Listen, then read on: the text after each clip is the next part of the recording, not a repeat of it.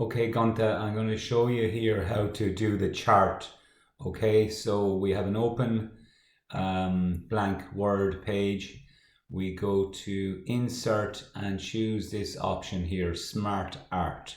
If you don't see it here, just type it in the search box up here. So when we click Smart Art, it opens this. And we want one to choose one of these. I usually go for list and this one. Okay, so click on that one and I click OK. So that then allows me to create what we're doing. So if we're doing the different types of things and what you can't eat. So if I click in here, I want to add text.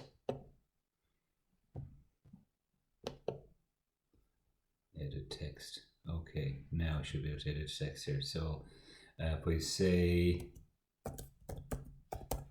diabetes, okay, then I can click under here and right click and choose edit text. So can't eat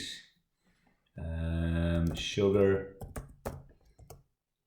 buns,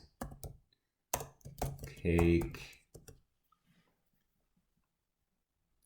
Okay, so I'll have to check whether it's what you can eat or you can't eat, but whichever it is, this is how you do it. And you click into the next one, just click into it, and the next one, celiac, and then click under it and type away. I'll actually move that now. So I just have to check whether it's what you can or can't eat. I'll send that on to you. So when you do the first one, then you can insert under that. You can go back up to insert Smart Art and insert another one and put that down under it. Okay, so that's how you do it. Give it a go, and I will, with the email I send this to you, I'll tell you whether it's foods you can eat or whether it's food you have to avoid. I'll just have to check that now.